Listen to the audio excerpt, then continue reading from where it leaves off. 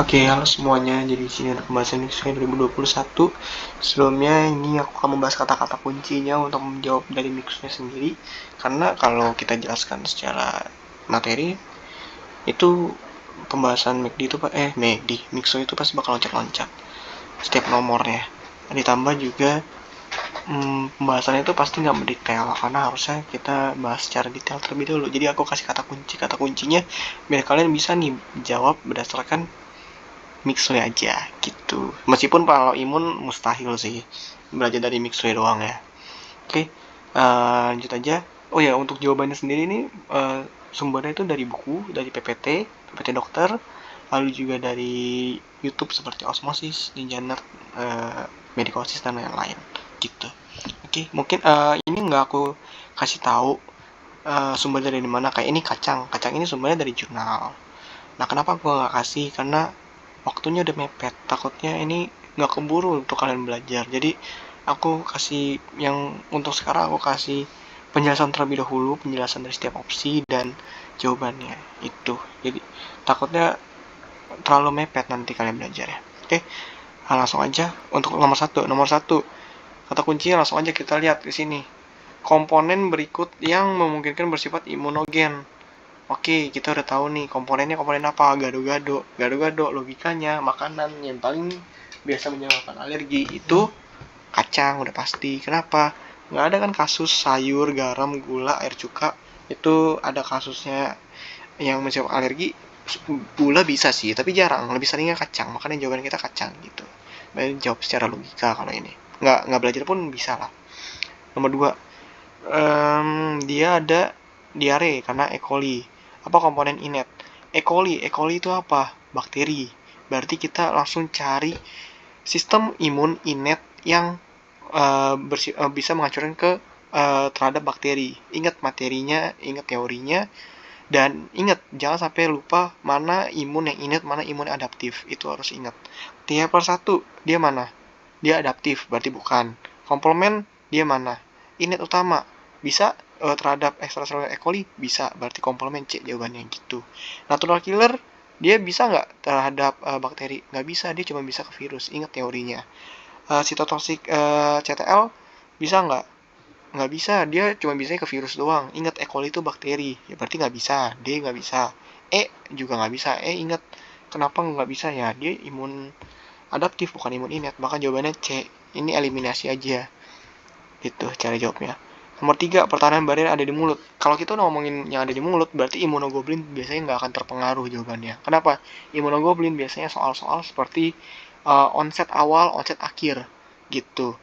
Ya kan gamet tuh, GAMED, imunoglobulin. Yang biasanya itu sering pertanyaan onset awal imunoglobulin apa, onset kronis imunoglobulin apa. Itu biasanya kalau jawaban imunoglobulin. Kalau ini pertahanan barrier udah pasti bukan imunoglobulin. Jawabannya antara laktoferin, transferin, isosim. Laktoferin tuh bisa, tapi ini bukan utamanya. Lebih ke yang lain. Ingat lagi pembelajaran dari susu ya kalau tidak salah ini. Dan pembelajaran materi-materi teorinya. Terus transferin kalian lihat lagi untuk ingat hemato ini transferin untuk besi. Apakah berhubungan dengan imun? Enggak, berhubungan sedikit sih, tapi enggak secara signifikan. Lisosim lah jawabannya gitu. Itu cara jawabnya ya. Jadi aku ngejelasin cara jawabnya aja ya, kata kuncinya. Kenapa aku jelasin itu? Karena kalau aku jelasin ya karena sel NK berperan membunuh sel terinfeksi, bla bla bla bla. Itu kan sama aja kayak baca pengulangannya. Mendingan aku ajarin kalian cara kepepetnya. Kalau udah kepepet nggak bisa belajar teori, ya udah pakai cara inilah. Ini satu-satunya cara. Meskipun imun tuh pasti beda ya soalnya tahun ke tahun gitu. Oke, nomor 4. Bakteri intraseluler namun dapat memproduksi sitokin aktivasi makrofag. Oke, berarti kita cari tahu sel imun yang bisa mengeluarkan sitokin untuk aktivasi makrofag. Aktivasi makrofag apa? Interferon gamma. Siapa sel imun yang bisa menghasilkan sitokin interferon gamma? Nggak usah pakai bimbang, jawabannya natural killer. Natural killer bisa menghasilkan interferon gamma.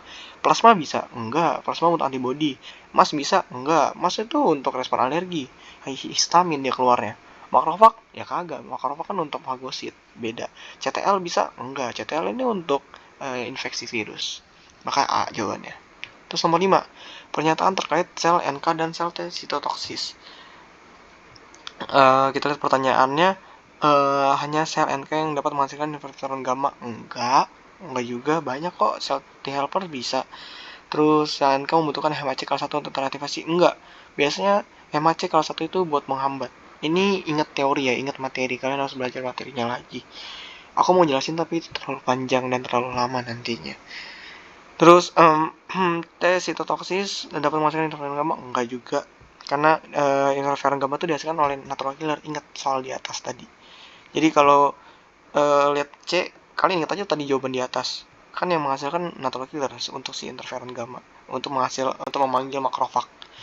T sitotoksis dapat proliferasi. Enggak, semuanya bisa setelah aktivasi gitu.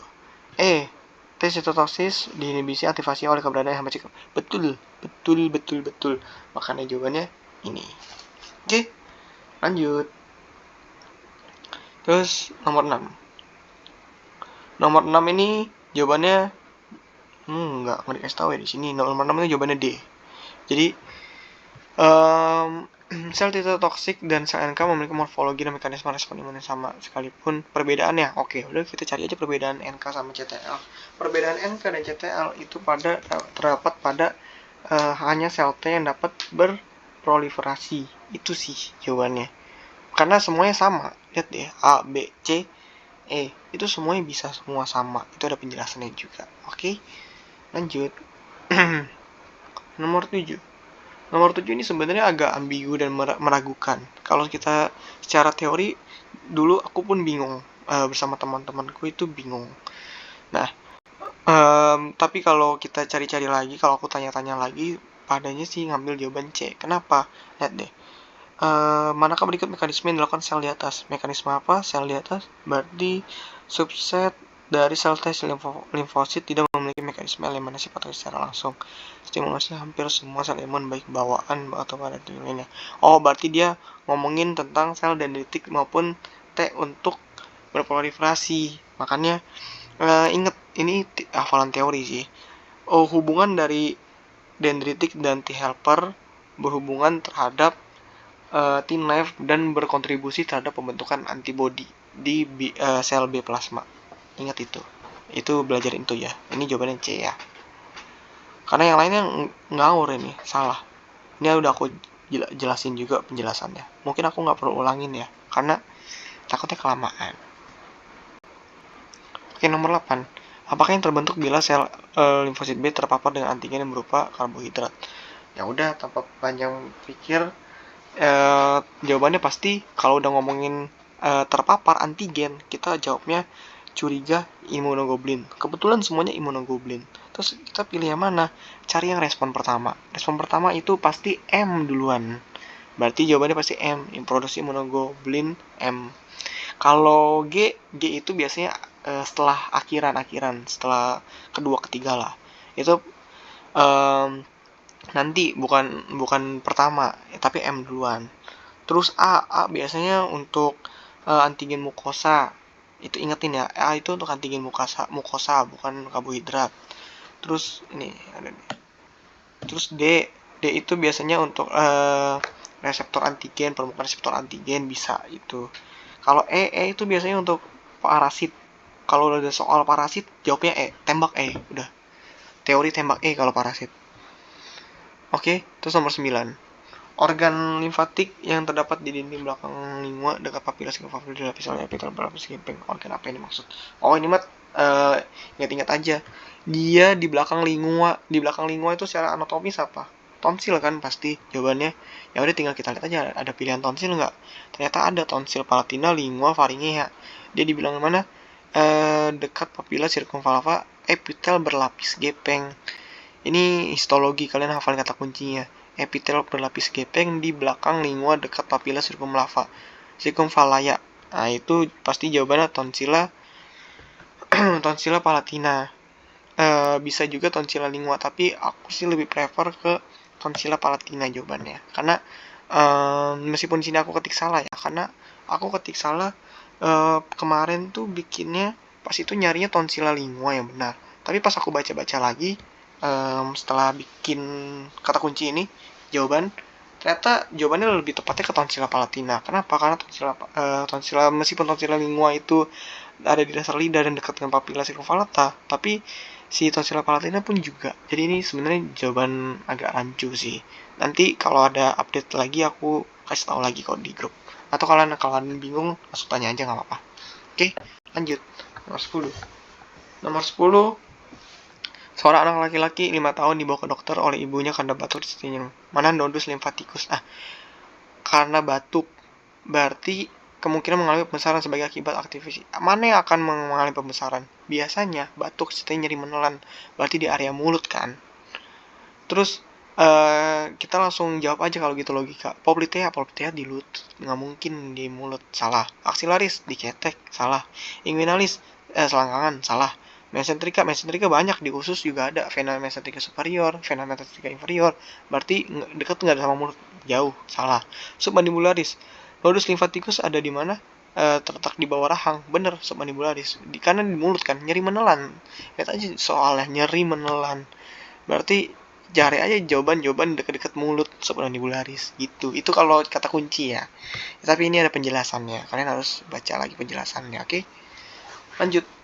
Nomor 11. Nodus limfatikus primer medula, sel yang mengalami proliferasi. Sel mengalami proliferasi itu biasanya, ingetin kalau udah mengalami proliferasi dan padat nodulus limfatikus sekunder, jawabannya limfosit B, tembak gitu udah.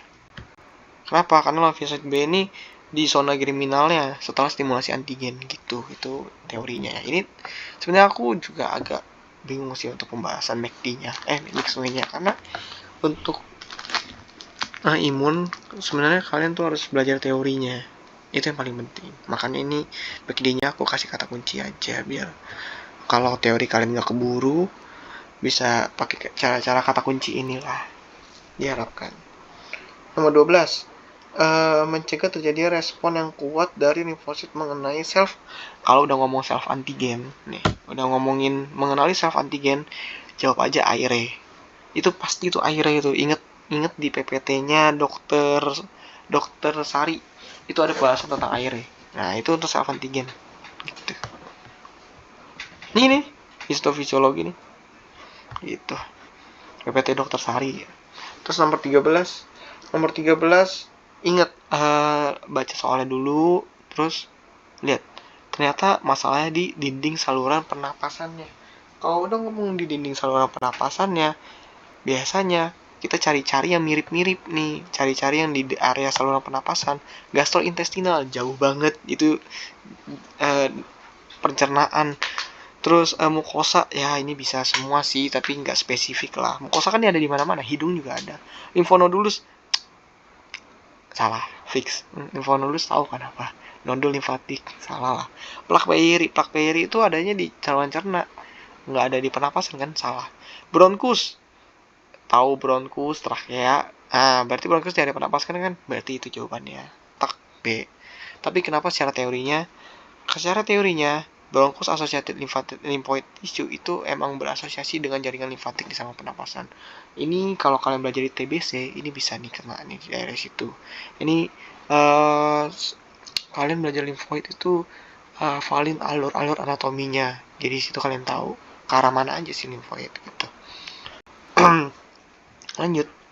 14 ini agak gambling sedikit.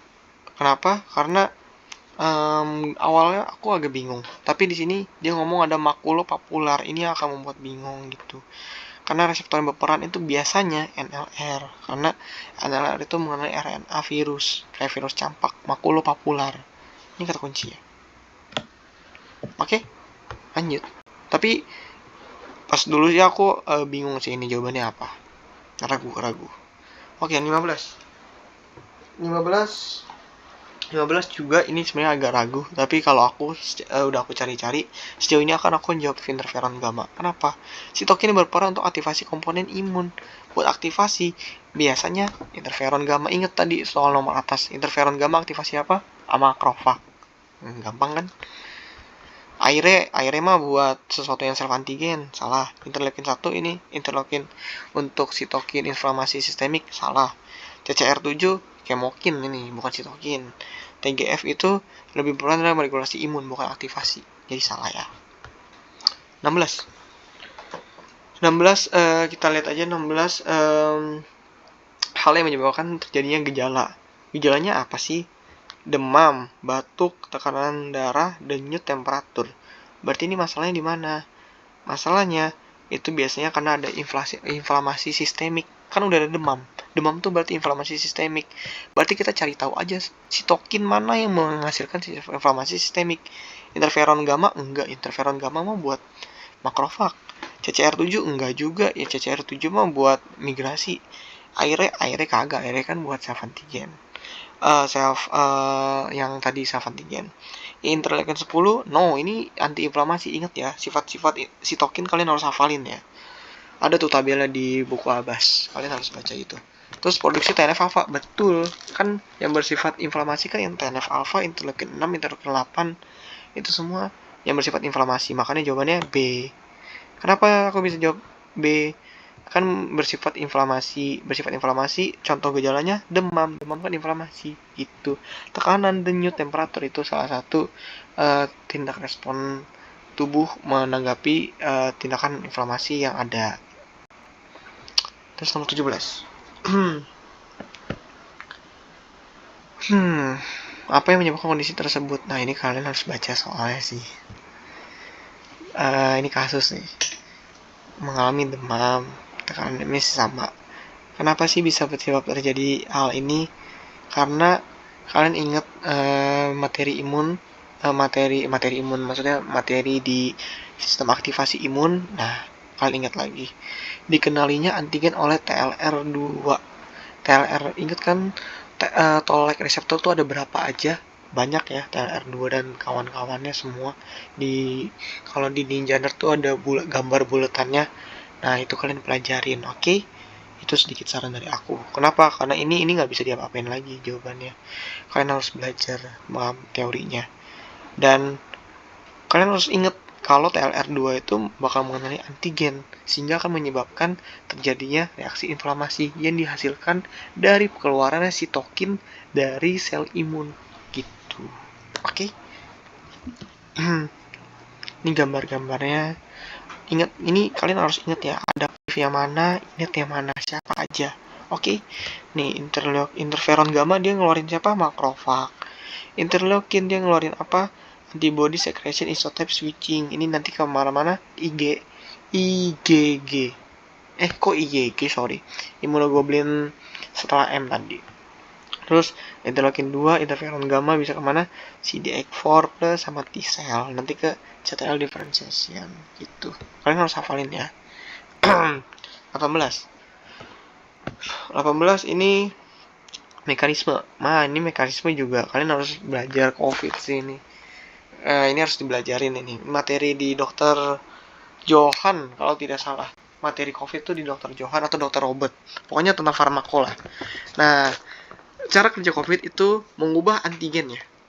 Nah, makanya jawabannya ya A, udah gak ada lagi. Maksudnya B, C, D, E itu udah pasti salah. Ini tuh ilmu baku, ilmu paten, nggak bisa diubah lagi. Ini nggak bisa tebak-tebakan sih, nggak bisa kata kunci sih ini. Tapi ingetin, mekanisme virus COVID itu bagaimana virus nanti itu mengubah antigennya. Kenapa? Mutasi virus. Makanya COVID tuh susah banget dan gampang banget. Apalagi masih baru sih. Dan dia juga bisa ngindarin sistem imun kita, respon imun gitu. Penghindaran virus. Terus 19, mana yang paling dikenali dan diikat oleh molekul antibody? Ini ingat gambarnya ya, nih. Gambarnya itu epitop ini. Berarti jawabannya epitop gitu. 20. Manakah molekul immunoglobulin strukturnya dikenal sebagai immunoglobulin pentamer 19? Ini ingat gambar, kalian harus ingat struktur kimianya. Mana yang bentuknya pentamer? IgM. Berarti jawabannya IgM, karena bentuknya pentamer serum. Pentamer berarti 5, 1, 2, 3, 4, 5 gitu. Ini monomer. Ini 2 dimer ya jawabannya. Ini dimer. Ini monomer, pentamer, dimer gitu. Ingetin ya, ini harus dihafal gambarnya. Oke. 21. Siapakah ilmuwan? Nah, ilmuwan mah udah hafalin aja McD. Jawabannya udah, ingetin aja udah McD. Pasti sama kok. Terus nomor 22. Protein berperan sebagai koreseptor. Ini ingat, kalian harus ingat sistem aktivasi imun dan untuk pembuatan antibodi antigen. Nah, ini kalian pembuatan antibodi. Nah, disinilah kalian belajar ini. CD8 karena sebagai koreseptor hematopoietik kelas 1. Oke, jangan sampai lupa. CD2 4, 24, 48. Ini beda semua. Itu udah aku jelasin. Oke. Nih, ini kompleksnya nih, jalur kompleksnya. CD8. Oke. Nomor 23. Nomor 23, mana pernyataan benar mengenai sistem komplement? Nah, ini kalian harus paham definisi sistem komplement itu apa sih? Sistem komplement itu mekanismenya kaskade. Ingat, dia mekanismenya kaskade kalau komplement. Motong. Berurut kaskade dari atas ke bawah. Uruntut. Nah, ya udah cari aja mekanisme kaskade. Cari. Ada nggak? Nah, kan ada kan? Kelompok protein antimikroba yang bekerja dengan mekanisme kaskade itu. Tapi kalian harus ingat ya teorinya, karena ini sebagai kata kunci aja. Protein yang disekresikan oleh sel itu salah. Mana ada disekresikan oleh T sitotoksik. Orang derajatnya sama.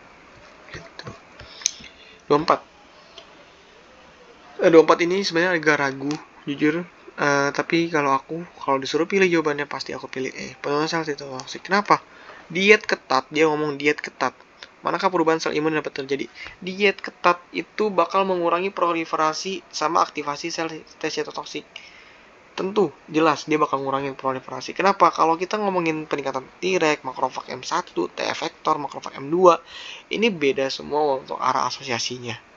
Yang satu menurunkan fungsi imun adaptif, yang satu untuk inflamasi kronis, yang efektor menurunkan efektivitas sel T, makrofag M2 itu untuk penyembuhan jaringan. Beda semua, dan perubahan yang bakal terjadi adalah ke penurunan sel sitotoksik. Itu bakal berasosiasi. Aku nggak bisa jelasin teorinya lengkap karena ini untuk McD, untuk Mixway. Jadi aku mau jelasin pun takutnya kelamaan banget. Maaf ya.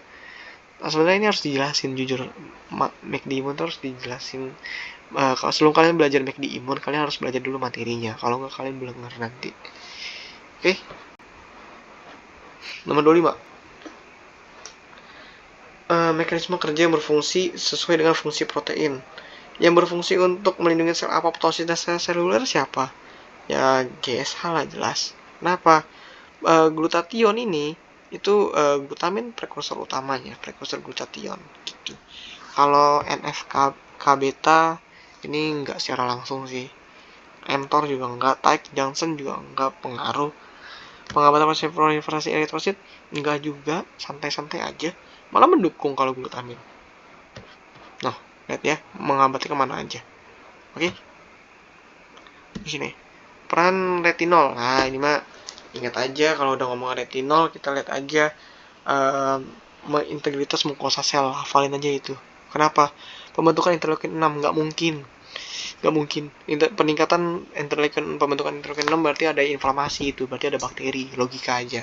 Fungsi neutrofil enggak lah, mana ada vitamin menurunkan fungsi neutrofil. Menurunkan jumlah fungsi neutrofiler enggak juga, mana ada. Vitamin malah bagus, logika aja. Kalau kita minum vitamin malah imun kita jelek, vitamin nggak akan dijual gitu. Lanjut. 27. Yang berperan, ini hafalan sih, kalian harus hafal. Seng, vitamin D, dan vitamin C. Ini aku cari dari jurnal, dan fungsi dari seng, vitamin D, vitamin C ini ada kaitannya dengan struktur dan fungsi Tech Johnson gitu. Ini aku carinya dari jurnal ini. 28 sendiri ini, manakah berikut ini kondisi yang dapat mempengaruhi respon imun akibat kondisi kadar gula darahnya? Kita lihat aja, dia penyebabnya akibat apa? Interleukin 10 dia antiinflamasi. No, berarti bukan mempengaruhi respon imun. Penurunan peroksinisit enggak, ini malah meningkatkan sel oksidatif. Harusnya naik ya. Penurunan autooksidasi glukosa ini harusnya naik, salah. Terhentinya jalur polik enggak, ini bakal teraktivasi kalau gulanya tinggi. Jadi pasti benar ya peningkatan glikasi. Kenapa? Karena peningkatan advanced glycation end product gitu. Ini bakal mengganggu fungsi imun. 29. Oh, ini kalian harus hafal ya. Hafalin mati tata laksana suntik bayi yang tabel dokter Wiani kasih. Nah, itu kalian hafalin ya. HbA1g berapa jam, hepatitis B berapa jam gitu. Sama kalian hafalin tabel imunisasi yang dari WHO dan untuk KKD itu. Seharusnya Patra dan Anton udah kasih ya tabel imunisasi. Hafalin itu ya, wajib. Keluar soalnya. Ini keluar nih. Jawabannya apa ini? Harusnya kalian tahu dong. Kalau dia ibunya HbS-Ag positif. Kalau ibu HbS-Ag positif berarti itu ibunya hepatitis B. Kalau ibunya hepatitis B, kita harus vaksin hepatitis B lah ke anaknya. Dalam waktu berapa? 12 jam. Tapi harus kita kombinasi. Kenapa? Ini paling efektif. HbA1g gitu. Oke, kalian harus hafalin tata laksana untuk penyuntikan ya. Yang dokter Wiani kasih itu biasanya. Oke. Nah, ini aku kasih juga. Kondisi yang merupakan kontraindikasi absolut pemberian vaksin. Ini kalian logika aja juga bisa ini. Apa sih yang bisa kontraindikasi absolut? Biasanya sih, apakah reaksi anafilaksis? Enggak. Demam? Enggak. Diabetes prematur? Enggak juga. Kenapa aku bilang PD enggak? Ya kalian lihat aja di dunia nyata, kalian kasih vaksin, apakah mereka ini kontraindikasi? Tidak. Yang kontraindikasi apa? HIV tanpa gejala klinis AIDS. Kenapa? Reaksi anafilaksis terhadap komponen vaksin. Agak belenggar. Udah aku yang kuliah aja. Maaf. Reaksi anafilaksis terhadap komponen vaksin. Kenapa? Kenapa ini bisa menyebabkan alergi berat? Kalau kita ngasih ini, terus ada reaksi anafilaksis terhadap komponen vaksin, matilah sudah, alergi nanti. Gitu. Nih, tuh penjelasannya. Terus 031, bayi perempuan usia 5 bulan dibawa ke orang tua dokter untuk imunisasi morbili. Imunisasi morbili, dokter tetap merencanakan pemberian imunisasi pada 9 bulan. Apa alasan dokter menunda? Nah, kenapa ditunda? Kalau ditunda itu biasanya nanti bakal pengaruh ke ada antibodi yang tersisa di ibu sehingga mengganggu respon terhadap imunisasi. Jujur itu yang akan mengganggu. Kenapa? Karena kita masukin vaksin, yang kita vaksin itu masukin antigen.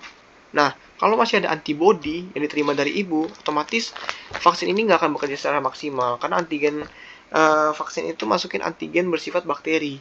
Kalau ada antibodi ya pasti bakal melawan dari tubuh kita, sehingga vaksinnya nggak bakal bekerja secara optimal gitu. Jadinya mendingan nunggu aja, nanti kita tunda aja dulu sampai antibodi sisa ibunya habis, baru kita kasih vaksin gitu. Oke, nomor 32. Ini jelas lah ya, kalian harus tahu usianya bu. Kalian harus hitung usianya. Coba kalau kalian hitung 2022 usia 12.05, 2021 03.11, ya kan, bulan 3 bulan Maret usia tanggal 11 kurang, berarti ini nggak bisa digambar ya, bisa nggak sih? Nggak bisa digambar, maaf ya. Jadi 1 tahun 8 bulan 24 hari. Kalau 1 tahun 8 bulan 24 hari, ingat di atas 16 itu pasti dibulatnya jadi 1 bulan. Berarti 1 tahun 9 bulan. 1 tahun 9 bulan kasih vaksin apa? BCG ya. DPT HB, HIB sama polio. Nggak usah bingung. Oke. Ini kalian ingetin jadwal vaksin ya. Jangan sampai lupa jadwal vaksin. Nih ya. 1 tahun ini kurang sih ini harus pakai jadwal vaksin yang lengkap.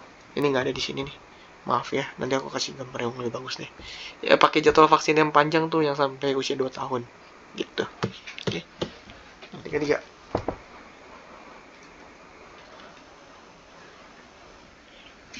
Pasien tidak ada keluhan, memiliki riwayat merokok setiap puluhan tahun, imunisasi yang tidak disarankan. Jelas, kenapa? Jelas ini di luar kelompok target kita bikinnya. Kenapa? Kalian harus ingat vaksin untuk orang dewasa. Udah, habis itu kalian eliminasi aja. Hepatitis B itu wajib, influenza itu wajib, pneumokokok itu wajib untuk orang dewasa. HPV doang yang kagak. Gitu. Oke, ini untuk orang dewasa nih. Hafalin ya. 34. 34. Oh, ini mah logika aja lah. Logika aja, ini jawabannya pasti E nih, bisa dijawab ini logika. Tindakan yang kurang tepat apabila belum mendapat vaksin COVID-19. Ya wajib vaksin booster kedua lah. Apalagi ini logika aja sih. 35. Gejala KIPI. Gejala KIPI itu sebenarnya banyak ya. Gejala KIPI itu paling sering itu demam, nyeri otot, itu paling sering. Jadi nggak bakal mungkin kalian pilih A sama B ya. Pasti salah. Gatal tempat suntikan kadang ada, banyak. Reaksi lokal. Kenapa? Kita masukin antigen, kita masukin bakteri. Antigen bakteri terjadilah respons sistem imun. Respons sistem imun terpanggillah sel mas. Sel mas mengeluarkan apa? Histamin. Histamin menyebabkan apa? Alergi. Alergi menyebabkan apa? Gatal. Gatalnya di area lokal. Terjadilah gatal di tempat suntikan. Area lokal gitu. Konstipasi sih menurut aku jawabannya ya. Salah satunya anafilaktik bisa, tapi jarang ya. Antara D sama E ini jawabannya.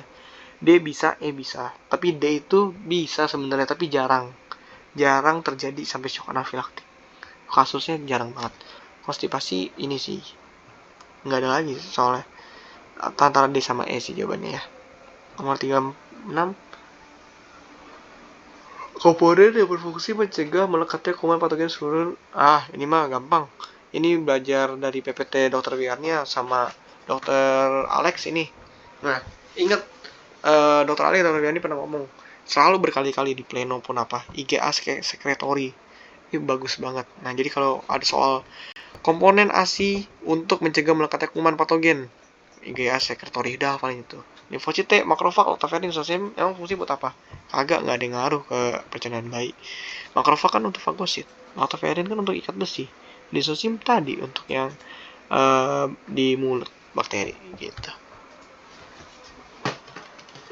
Wadahnya direalisasi dengan antibodi yang paling banyak untuk bayi.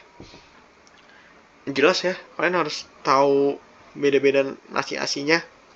Matur, formik, hand milk, sama colostrum. Kalian harus tahu. Dan paling bagus, antibodi paling banyak, colostrum jelas. IgA sekretorinya banyak banget itu. Oke, ini hafalan sih. Kalian harus hafal. 38.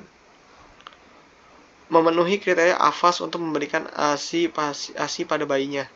Ini hafalan sih HIV. Kenapa? AFAS itu untuk kelayakan pengganti ASI pada ibu dengan HIV. Ini ada di TBL Dr. Wiarni kalau salah. TBL atau PPT ya? Ada ini. Oke. Nomor 39. Hasil biakan dia ngomongnya bakteri Salmonella typhi. Kalau udah ngomong bakteri Salmonella typhi, ya udah kita lihat di bakteri ekstraseluler atau intraseluler. Beda ini tuh. Baru kita lihat ciri khas bakteri ekstraseluler, intraseluler itu apa? Ada lapisan LPS. Ya udah kita cari yang ada lapisan LPS jawabannya. D jawabannya lapisan LPS. Hipokarin menjadi salah satu faktor virulensi. Setuju. Bakteri ekstraseluler, intraseluler itu bedanya di situ. Oke, kalian lihat ini bakterinya apa, ekstra, intra, baru lihat ciri khasnya. Oke, nih bedanya ya. Kalau ini ngomongnya gram sama gram positif, gram negatif. Tapi kalau aku sih lebih enaknya ekstra, intraseluler. Sama aja sih sebenarnya. 40.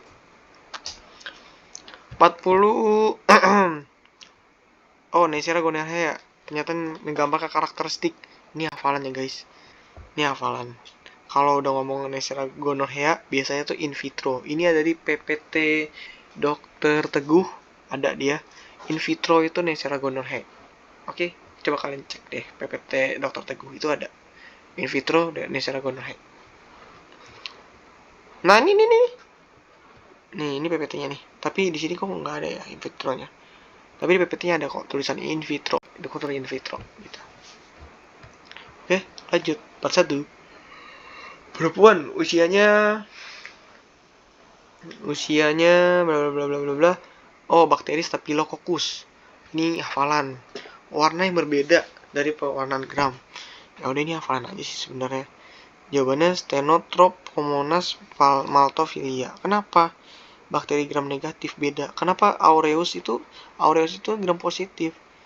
Bacillus subtilis positif, Micrococcus luteus positif, Enterococcus positif, Streptococcus positif, Streptococcus negatif. Oh iya, sedikit trik cara bedain positif negatif. Kalau kalian bisa baca, tahu bentuknya, misal mikrokokus bentuknya kokus kan, bacillus bentuknya silus kan, bentuknya silia kan, basil bentuk basil. Nah, berarti itu pasti gram positif. Tapi kalau namanya udah acak ngawur, Streptonotropomas, alah, ini nggak ada bentuknya sama sekali, kokus kagak, terus bulat kagak, kotak kagak, berarti ini jawabannya pasti gram negatif. Makanya kita lihat aja. Ini Staphylococcus, kokus berarti dia positif nih si aureus. Cari pilihannya yang negatif yang mana? Yang E, udah jawabnya E. Gitu, itu trik sedikit bedain positif negatif. Oke, lanjut. Manakah bakteri mempunyai karakteristik yang sama? Bakteri karakteristik yang sama, kita lihat aja, ini kan MTB. Dia kan terdeteksi MTB, Mycobacterium tuberculosis. Ya udah, karakteristik sama pasti genusnya pasti sama, satu famili. Mycobacterium lepra jawabannya. Udah nggak usah pusing-pusing. Tapi kalian harus baca teorinya ya. Legionella itu apa, Coxiella, Chlamydia, Rickettsia. Ini ada di PPT Dokter Teguh. Baca ya. 43. Oh, ini kalian baca di PPT Dokter Johan. Jawabannya Spike, jelas. Jelas ini. Johan atau Dokter Robert, maaf ya. Dokter Farmako sekarang kalian siapa ya? Pokoknya Farmako lah.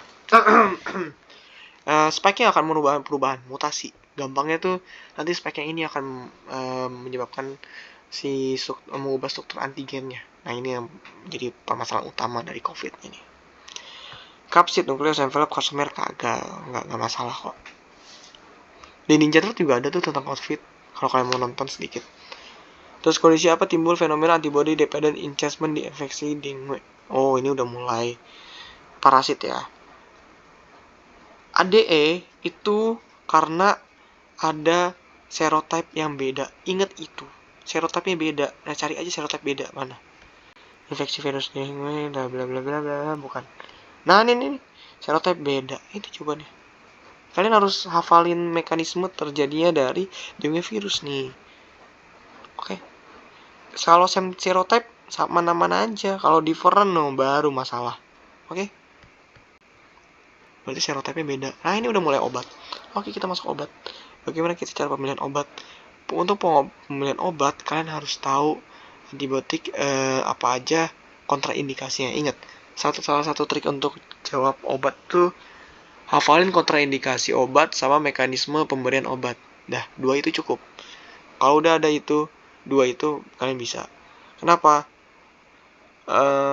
Ini antibiotik sebaiknya digunakan. Ada gangguan ginjal. Wah, ini ada kontraindikasi ginjal. Jangan kasih yang bisa bermasalah. Jangan kasih yang bermasalah. Gentamisin itu paling terkenal ya, karena dia bisa pengaruh ke ginjal. Makanya jangan dikasih gentamisin. Gitu jawabannya. Jadi kalian harus baca kalau obat tuh mekanismenya gimana. Dia cell wall sintetis kah, cell wall member integrity sintetis kah, RNA menghambat jalur fosfatnya kah, ribosomnya atau DNA RNA-nya. Terus juga kalian hafalin golongannya, golongan 1, golongan 2, kayak cephalosporin gen 2, gen 1 gitu. Terus juga kalian hafalin kontraindikasinya, itu wajib banget, itu paling penting. Karena biasanya soal obat tuh keluarnya kayak gini. Terdapat gangguan fungsi ginjal. Ya udah, inget obat yang nggak boleh dikasih ke ginjal, gentamisin, selesai.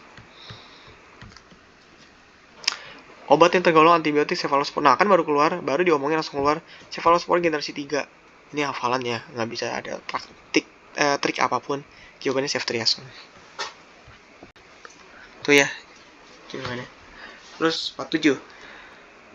Antibiotik yang paling mungkin menyebabkan penyakit. Nah, ini kan berarti ada antibiotik associated. Associated ini berarti ada masalah nih. Kalian harus ingat juga kayak tadi. Ingatin mekanisme kontraindikasinya. Apa yang bisa bermasalah? Clindamycin. Clindamycin itu bisa pseudomembranous colitis. Ini kontraindikasi, ini hafalan.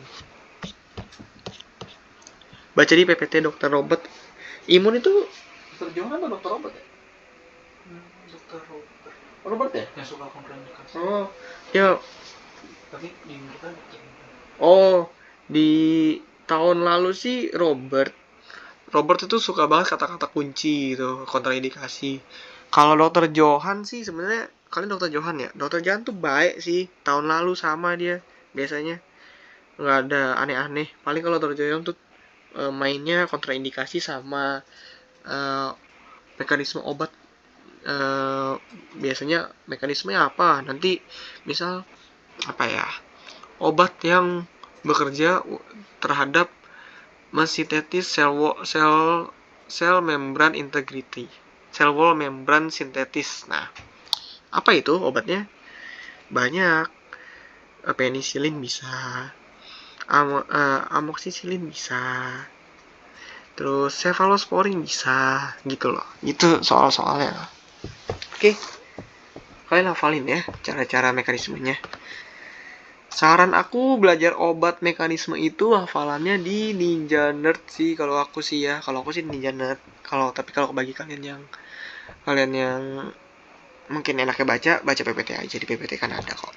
Ada kok di PPT-nya harusnya. Oke, lanjut. 48. Dokter menduga ini mah antibiotik masih sama ya. Tindakan apa sih yang biasa kita lakukan?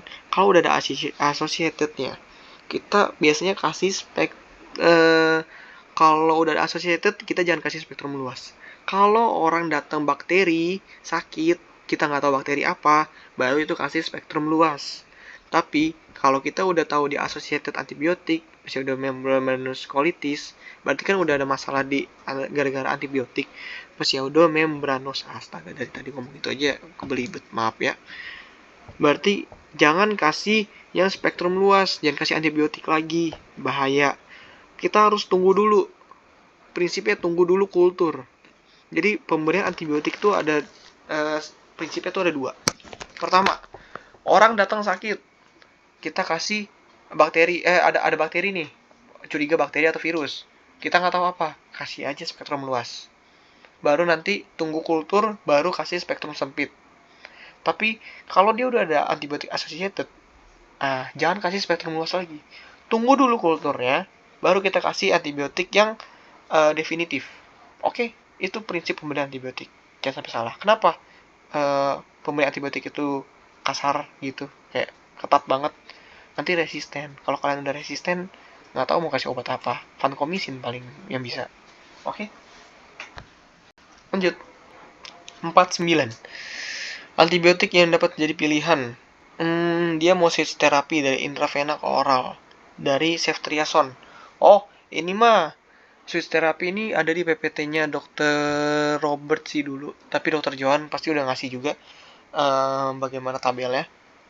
Nah, ini ada tabelnya itu kalian harus hafalin. Tabelnya bagaimana switch terapi itu ada. Kalian hafalin ya. Kalau ceftriaxone pasti ke cefixim, pasti. Kenapa? Ya sebenarnya kalian kalau hafal sediaan obat sih juga bisa sih. Cefotaxim itu intravena, bro, bukan bukan ke oral, beda. Kan dia maunya ke oral. Yang oral tuh cuma cefixim doang di sini pilihannya. Cefepin, ceftazidime, cefoperazone itu intravena semua. Oke, ini udah aku tulis ini. Intravena semua ini. Terus 50 diagnosa ada kepala didapatkan lidah putih. Berarti ada bakteri nih. Terus sedang ada demam nggak? Harusnya sih ada demam sih. Sering jajan pinggir jalan. Alah, berarti ini pasti bakteri nih. Bakteri nih. Influenza nggak mungkin. Demam pinggir kalau sering jajan pinggir jalan tuh berarti kotor. Kotor tuh bakteri. Influenza nggak mungkin virus. Kawasaki enggak. Kawasaki tuh biasanya ke anak-anak. Demam dengue enggak. Demam dengue itu demamnya mendadak. Ingat. Kata kunci demam dengue itu demamnya mendadak. Demam cikungunya enggak. Demam cikungunya itu kata kuncinya sendinya sakit. Sendinya sakit duluan. Berarti apalagi tifoid. Tifoid itu bakteri. Biasanya tifoid itu gara-gara keluhan di saluran cerna gitu loh. Karena makan makanan kotor kalau tifoid tuh. Biasanya terjadi tifoid. Ingat ya, Kawasaki itu untuk anak-anak. Ingat kata kuncinya, Kawasaki itu untuk anak-anak. Dengue itu demamnya mendadak onsetnya. Cikungunya itu harus ada nyeri sendi dulu yang sakit. Influenza itu virus. Ingatin kata kunci itu ya. Lanjut. Diagnosis yang paling tepat. C-reaktifnya lumayan tinggi, hematokrit lumayan. Trombosit banyak. Trombosit banyak banget. Leukosit banyak banget ini leukositnya, berarti ada inflamasi ini. Kalau ada inflamasi berarti bisa aja kita antara sepsis maupun shock sepsis, antara dua itu. Pneumonia enggak sih, dia enggak ada masalah sih. Meskipun dia paru kasar sertai rongki, mungkin kita udah curiga dia arah paru ya, tapi enggak. Kenapa bisa ngomong di antara sepsis atau shock sepsis? Shock sepsis kalian harus lihat CRT-nya. Itu kata kuncinya. Mana CRT-nya? CRT.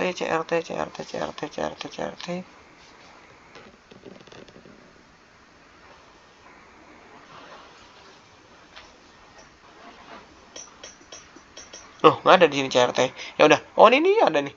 Capillary refill time 4 detik. Nah, kalau udah capillary refill time 4 detik, di atas 2 detik, berarti kan darahnya lambat nih baliknya. Baliknya lemot. Berarti itu udah sistemik.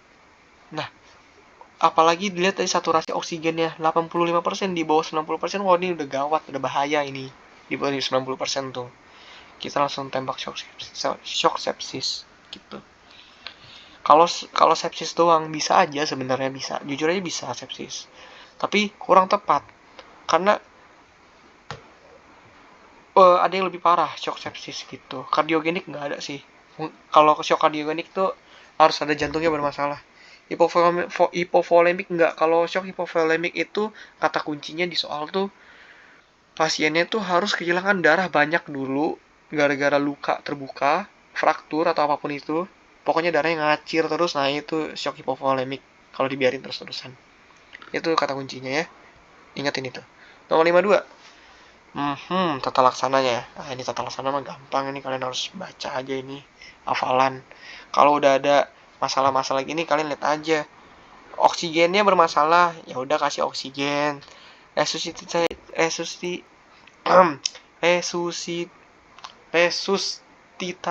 Astagfirullah. Resusitasi cairan pasti dikasih kalau orang shock sepsis. Apalagi sepsis aja tuh kita kasih resusitasi cairan, apalagi shock sepsis. Antibiotik intravena pasti kita kasih. Takutnya apa? Takutnya infeksi. Kalau infeksi udah sistemnya sistemik, nah itu persiapkan makam aja lah buat meninggal. Nggak ada cara lain. Oke, makanya kita kasih tiga treatment itu. Ya, antibiotik intravena doang. Kurang banget, orang oksigennya di bawah 90%. Terus ada oksigen kurang. Nah, ini kurang semua nih. Paling lengkap. Lanjut. Wah, maaf ya, aku terlalu cowboy penjelasannya, terlalu cacicu to the point bla bla bla, tapi aku mau kalian at least kalau tidak belajar materinya, kalian bisa menjawab dari kata-kata kunci di Mixway ini. At least bisa dapat baik gitu. Meskipun imun pasti beda ya. Tidak ada harapan sih. Ya cukup lah. At least cukup. Yang penting bisa. Nanti balas di UT2 guys. Tenang aja. Yang penting lulus. Oke, lanjut. Bakteria Staphylococcus aureus. Cara pengambilan kultur darah yang tepat. Wah, ini kalian harus baca PPT mikrobiologi nih. Ini hafalan ini, nggak ada lagi nih. Oke, kalau ingat, kalau Staphylococcus aureus kita untuk nanti itu untuk botol kulturnya tuh aerob sama anaerob. Bedain bakteri aerob sama anaerob. Kenapa? Pemberian antibiotik itu pemberian obat itu juga ada yang berdasarkan aerob dan anaerob. Oke? Jarang itu kita bedain berdasarkan jamur. Jamur mah gampang, kasih aja obat-obat kayak ketoconazole. Terus apa lagi tuh yang paling sering obat jamur? Apa ya? Satu lagi apa sih yang paling sering obat jamur? Apa ya? Pokoknya lupa. Pokoknya obat jamur tuh paling sering lah. Pasti kasihnya itu lagi itu. Clindamycin ya kalau nggak salah ya. Iya, Clindamycin. Nah, itu sering-sering kalau jamur tuh. Nggak sampai di kultur ya. Nggak usah ribet-ribet kalau jamur mah. Makanya kalau kalian jawab A, itu buang-buang waktu itu kultur aerob sama jamur. Ngapain? mendingan B, aerob sama anaerob, biar bisa bedain obat ini khususnya kemana gitu. Oke, bagaimana cara pengambilannya ya, ini bagaimana cara pengambilannya. Oke, lanjut, tata laksana yang harus diberikan. Oh, ini mah gampang, logika aja sih. Antipiretik buat apa sih maksudnya? Nggak bagus ya buat infeksi bakteri berat. Kenapa ini aku bisa bilang bakteri berat? Lihat aja hitung jenisnya. 118288. Astagfirullah. Nasibnya. Terus juga leukositnya, sebenarnya leukositnya masih nggak infeksi berat sih. 15.000 mah masih peningkatan sedikit. Tapi kenapa harus kita segera berikan? Takutnya berbahaya untuk pasien. Makanya lebih baiknya kita kasih intravena. Kenapa kayak kita kasih intravena pada oral? Oral itu cara kerjanya lama.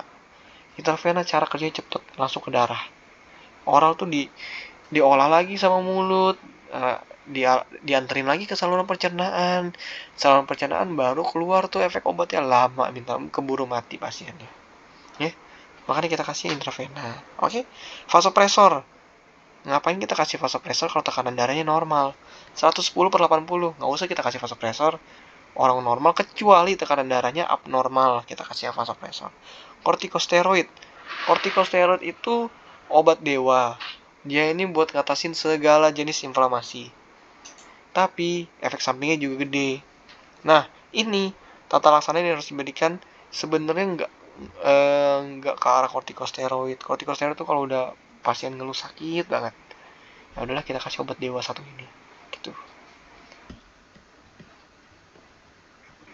Nah, inget juga ya ini ya yang ada di pemicu nih atau TBL nih, aku lupa. Ini aku bikin ini, hafalin ya. Step by stepnya. Terus 55. Oh, ini hafalan guys. Diagnosis yang paling tepat. Lihat aja, kalau udah ngomongin diagnosis gini, kalian langsung lihat aja nih. Dari sini. Ya. Dah, kalian lihat dari sini sampai sini aja. Nggak usah jauh-jauh. Ya, full semua sih. Tapi tetap aja, sama aja. Kompos mentis, kesakitan. SPO2-nya normal. Ada nyeri tekan epigastrium, berarti di perut nih masalahnya. Masalahnya ada di perut nih. Ada masalah apa nih di perut? Cek lagi. Mari kita baca.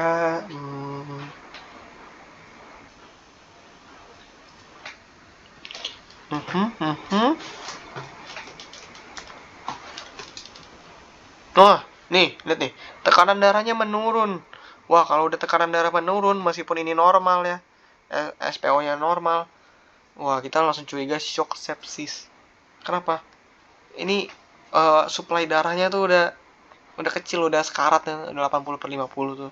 Jantungnya bisa gagal jantung nanti, bahaya. Itulah bahaya shock sepsis. Gagal jantung, terus juga multifailure organ, itu meninggal lah pokoknya orangnya. Ini shock sepsis jawabannya. Langsung ya. Lihat nih. Oke, karena ada indikasi tekanan darah yang menurun, bahaya. Oke, trombositnya oke agak meningkat, hitung jenisnya bisa kita lihat sini. Nitritnya positif, esterase, leukosit positif, bakteri positif. Berarti emang ada infeksi ini, infeksi bakteri. Bener dong, infeksi bakteri sepsis. Lanjut, dyspep nggak mungkin lah, dyspep itu sakit biasa doang itu. Dyspep nih kocak nih kalau jawab dyspep nih. Lanjut, tata laksana awal.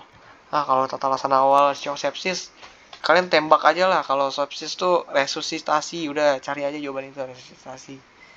Antara resusitasi, antibiotik intravena, terus juga tadi ada satu lagi apa?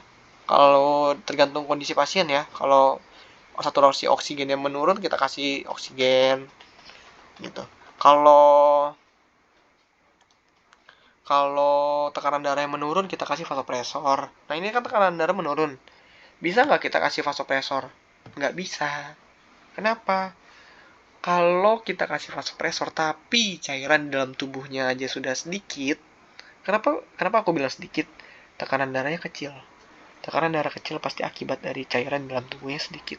Itu ingat konsep bagaimana patofisiologi sepsis terjadi, ya. Kalau kalian kasih vasopresor tapi nggak ada tekanannya, ya sama aja bohong. Makanya kita kasih cairannya dulu. kita kasih cairannya, habis kasih cairannya baru nanti kasih vasopresor. Gitu cara tata laksananya. Makanya jawabannya A. Resusitasi cairan dengan cairan kristaloid. Oke, lanjut. Nomor 57. Pemeriksaan apa yang paling tepat? Yang paling penting dilakukan ya? Kalau kalian ketemu bakteri, terus kalian nggak tahu ini masalahnya terus gara-gara apa, biasanya paling aman tuh kultur. Kultur tuh paling aman. Kalau kalian udah ngomongin bakteri positif ya, biasanya tuh kultur. Kenapa? Laktat, ya ini untuk melihat keparahan doang. CRP tuh melihat keparahan. Prokalsitonin, keparahan buat evaluasi inflamasi. Kultur darah prokalsitonin bisa, tapi kultur urin penting juga. Jadi dua-duanya, darah dan urin. Oke, lanjut.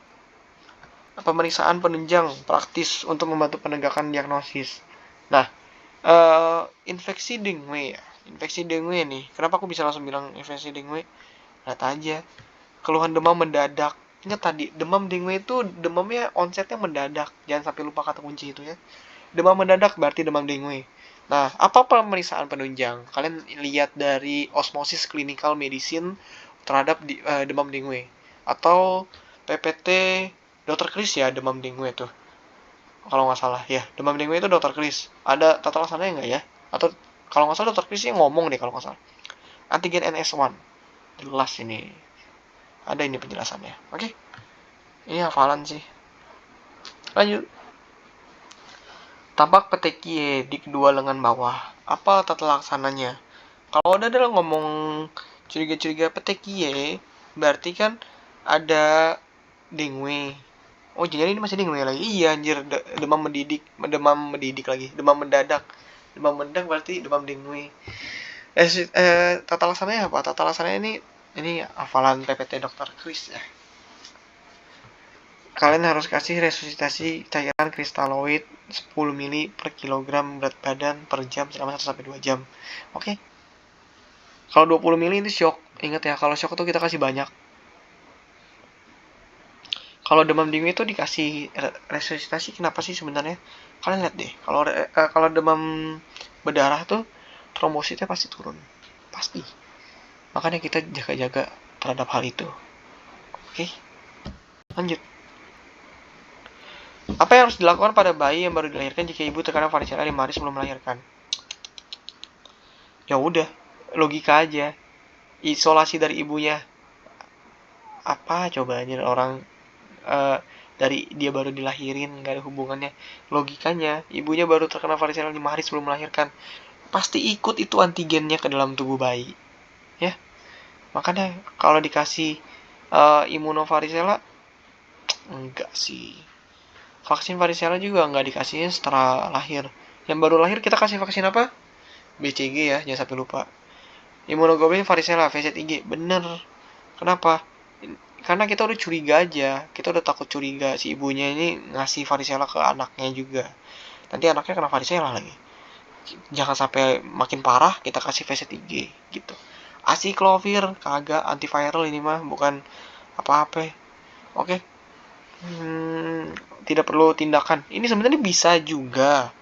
Sebenarnya bisa, logikanya bisa. Kenapa? Antibody dari ibu masih ada sisa-sisa antibody dari ibu. Tapi takutnya antibody dari ibunya kurang kuat. Meninggal nanti anaknya kena varicella. Makanya tetap kita kasih VZ3. Oke? Jaga-jaga aja. Kalau kita bisa kasih, kenapa tidak? Anak perempuan, demam tinggi 3 hari. Apa diagnosis paling tepat nih, dokter Yani banget ini mah. Ini di osmosis nih, ada nih. Tanda ini ingat ya, roseola itu demamnya 3-5 hari. Ingat kata kunci itu. Please ingat itu. Kalian harus ingat kata kunci. Rubella tuh biasanya ada limfadenopati dulu. Morbili itu kayak campak ya. Munculnya pas kapan? Pas demam tinggi. Ini udah aku tulisin ya kata kuncinya. Kalian baca ya, dan kalian pahami, dan kalian serapi dan paham lah, hafal. Oke? Apapun itulah, terserah. UT imun tuh paling hektik soalnya. Aku pun kurang yakin bisa keburu belajar semua materi kalau mulainya mepet-mepet 2 hari 3 hari. Varicella tuh ada bentuk vesikuler. Ini biasanya nggak ada kata kunci sih, kalian harus lihat lagi pemeriksaan fisik lainnya. Demam dengue, lihat aja demam dengue itu tadi apa, onsetnya mendadak. Kalau nggak ada kata-kata onset mendadak, nggak usah pilih demam dengue, itu nggak usah itu. Apalagi kalau nggak ada petekiye. Petekiye itu gara-gara apa sih? Gara-gara trombosit pecah. Trombositnya pecah, hasilnya apa? Nanti kalau kita lihat hasil labnya, trombositnya menurun. Oke? Roseola, nah ini demamnya 3-5 hari. Hafalin ya, hafalin. Lanjut, obat antivirus dalam bentuk cairan untuk obat tetes mata. Ini hafalan juga sih. Gimana ya kasih taunya? Kalian hafalin obat antiviral, hafalin semua sediaannya, tapi tetap hafalin kontraindikasinya. Oke, kalau kalian udah hafalin sediaannya, pasti bisa. Untuk mata, berarti obat tetes kan? Mana yang sediaannya tetes? Hidrokloroquine? Kagak, bukan. Maravirok? Bukan tetes mata. Oseltamivir ini kapsul ya, bukan. Tetracycline? Bukan, ini antibiotik ini. Tetracycline. Biasanya siklin. Chloroquine juga antibiotik ini. Buat anti autoimun ini, lupus, SLE. Triflurudin, ini baru benar jawabannya, tetes. Nih hafalin ya. Nih, triflurudin. One drop. Drop tuh berarti apa? Tetes. 1 gram 500 mg berarti ini oral ini. Atau nggak bisa aja intravena ini. Oke? Ini nggak ada ya? Oh, ini ada nih. Topikal. No, ini intravena nih 40 mg. Ini bisa oral. Ini bisa intravena. Ini oral. Oke, hafalin ya. Lanjut, 65. Obat antivirus mana yang menyebabkan efek samping? Efek samping. Kalian harus hafal efek samping obat ya. Herb simplex mengalami kejang setelah diberikan. Yang bisa mengalami kejang. Nah, kejang itu berarti arahnya neurotoksik. Neurotoksik itu biasanya obat-obat yang pengaruhnya ke asiklovir. Obat-obat terkenalnya asiklovir. Foscarnet bisa juga deh seingat aku, tapi nggak sih, jarang, karena Foscarnet itu jarang dipakai buat herb simplex. Oke, biasanya tuh asiklovir yang dipakai. Sebenarnya Foscarnet juga bisa buat kejang, seingat aku ya. Pas bikin jawaban ini, bukannya Foscarnet bisa gitu.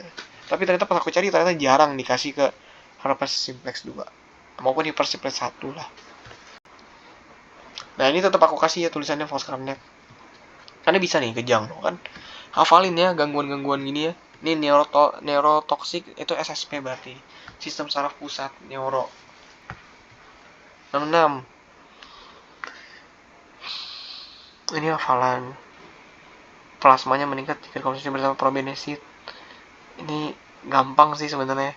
Mana sih yang bisa menghambat sekresi tubular ginjal? Kenapa aku ngomong gitu? Karena meningkat dalam plasma gitu. Jawabannya sih asiklovir jelas. Kenapa yang lain kemarin enggak? Yang lain enggak. Ini hafalan. Kalian ingatin ribantadin itu nggak dikasih sekresi melalui ginjal. Lopinavir juga dia lewatnya hati. Interferon mah bukan antivirus. Gasiklovir bisa, tapi interaksi dengan probenesitnya nggak signifikan pas aku cari. Jadi lebih bagusnya gasiklovir. Tapi gasiklovir juga bisa nih. Makanya aku kasih di sini. Ya, ini ada plasma. Bebas sih kalian mau jawabnya gasiklovir atau asiklovir. Gasiklovir aja jawabnya. Revisi. Jadi ragu gini. Soalnya asiklovir sama gasiklovir sama, bisa melalui ginjal, bisa ada bersamaan dengan probenesit. Gitu. Obat antiviral SARS-CoV-2 tahap endositosis, kalian harus baca ini. Nah, ini baca ya, chloroquine, hidroksikloroquine. Ya udah cari aja. Nah, cek jawabannya. Selesai kan? Hafalin ini ya, hafalin tabelnya. Terus 68. Banyak obat CYP 3A menyebabkan hirsutisme. Nah, kontraindikasi lagi kan. Dari tadi obat tuh kontraindikasi terus. Hafalin aja kontraindikasi. Jawabannya tacrolimus, ini ada di PPT obat ya. Tacrolimus. Nah, ini ada nih. Terus obat MABS Ini kan ini yang sekarang ditanya tuh sebagai mekanismenya. Nanti interleukin 2. Ya udah, jawab aja yang golongan MABS. Golongan MABS itu biasanya menghambat untuk reseptor interleukin 2. Itu daclizumab. Oke? Kalau denosumab itu hambatnya rank L. Methotrexate itu hambatnya dihydrofolat reduktase. Omalizumab itu untuk asma alergi. Itu ikatnya immunoglobulin E. Pegaptanib ini aptamer RNA ini VEGF hambatnya. Apalin ya? 70. Oh, kalau udah ngomong Ramli Lidi, nah ini dulu aku juga kata kunci ini. Kalau udah ngomong Ramli Lidi, ini jelas lah ya, Dingwei, jelas Dingwei banget ini. Singkat aku sih, ini kayaknya soalnya kurang deh. Tapi ingat, uji Ramli Lidi positif Dingwei. Oke? Nah, ini khas banget pemeriksaan Ramli Lidi. Ramli Lid, ya apapun lah baca Ramli Lede, bebas lah.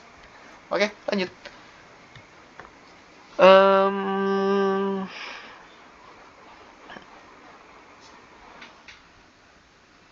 Oke. Demam selama 4 hari. Nggak ada onset pendadaknya. Kompos mentis, trombositnya 48.000. Waduh, trombosit 48.000. Leukosit 2.000. Wah, udah turun. HB-nya normal. Suhunya normal sebenarnya. Nggak demam sih. Trombositnya 4.000. Kalau udah ngomong trombosit 48.000, menurun banget kan trombosit 48.000. Udah pecah semua nih. Berarti, ingat nggak tadi? PTQI gara-gara trombosit pecah. Trombosit pecah penyakit apa? Demam dengue. Jawabannya apa? Demam dengue. Ya, cari aja. Dengue tanpa pendarahan. Oh, ini ada pilihan-pilihannya.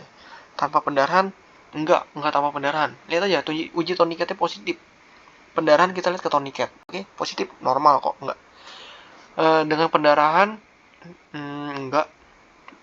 Meskipun toniketnya positif ya, uji toniketnya positif, tapi nggak ada pendarahan aktifnya. Jadi aman-aman aja. Nggak ada yang keluar kan darahnya? Tanpa syok. Bener sih. Orang nggak ada tanda-tanda syok. Aman-aman aja. Biasanya kalau syok tuh udah bukan kompos mentis lagi, udah somnolen. Ya, udah somnolen biasanya. Terus dengan syok, enggak sih. Kalau ada syok tuh biasanya ada somnolen sama tekanan darahnya bermasalah biasanya. Kalau udah syok ya, kalau udah syok sepsis. Kenapa syok sepsis tekanan darah bermasalah?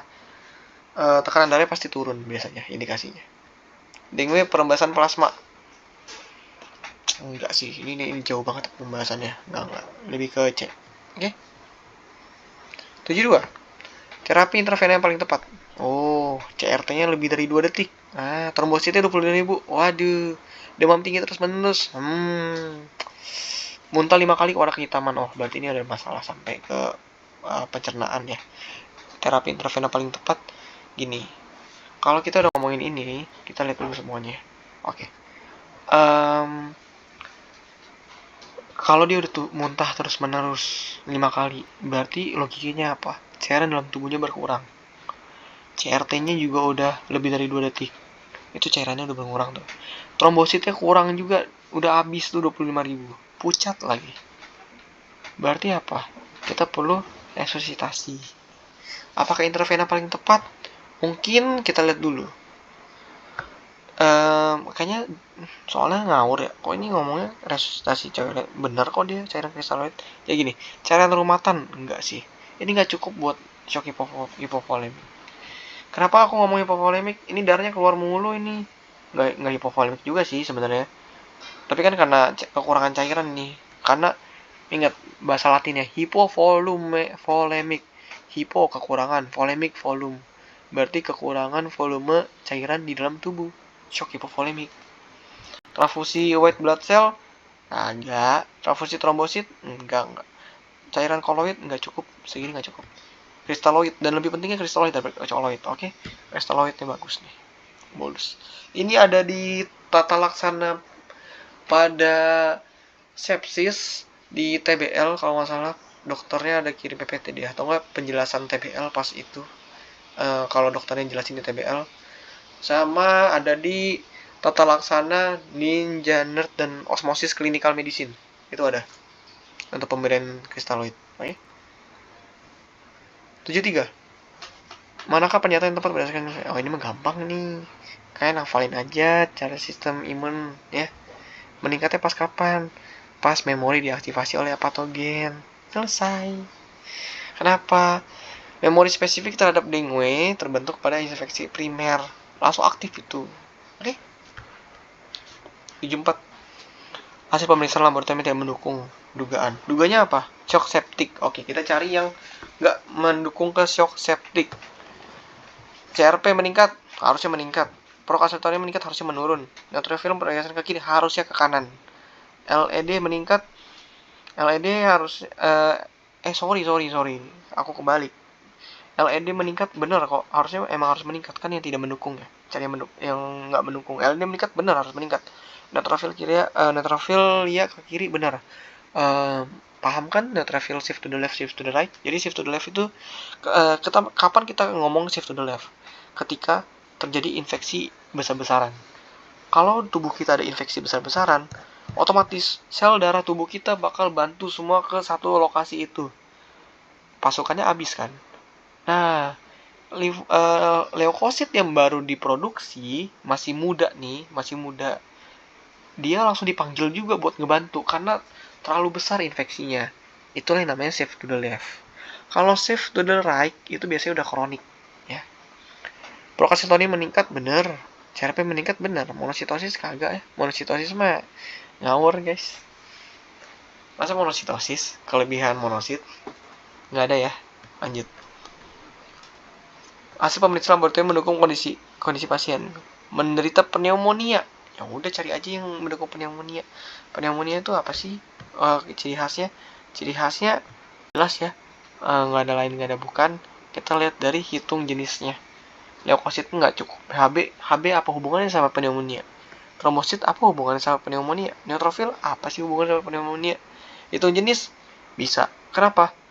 Kalau batang neutrofil pergeserannya ke kiri, lihat nih, 57% sel segmen pergeseran ke kiri, itu tanda infeksi bakteri. Bakteri itu akut kan? Akut tuh pasti shift to the left biasanya. Enggak sih, neutrofil tuh biasanya bakteri. Oke, neutrofil bakteri. Kalau limfosit itu virus. Wait, aku ralat. Nanti aku cari lagi. Aku lupa. Nanti aku kabarin di grup. Aku tulis aja deh di bawah nanti. Takutnya salah, takutnya misinformasi nih. Oke, lanjut. 76. Oh, ini mah gampang nih mah. PTQ, demam dengue kan. Pasti NS1 nih. Nah, kan NS1. Ya udah cari aja ya. Yang ini kan demam dengue, berarti kita cari. Yang benar itu dengue NS1-nya pasti udah negatif karena udah bukan yang pertama. Ini udah yang kedua. Terus IG anti dengue-nya negatif. Kenapa IG anti dengue positif? Positif bukan negatif, positif. Kan udah pernah infeksi sekunder. IG-nya itu tinggi, IgM-nya pasti rendah. NS1 pasti negatif kalau udah sekunder, kecuali primer pasti positif, oke? Nih tabelnya. 77. Bla bla bla bla bla bla bla bla bla bla bla. Oh, plasma biru. Plasma biru mah berarti ada respon imun humoral. Jelas, ini hafalan. Kata kunci ya.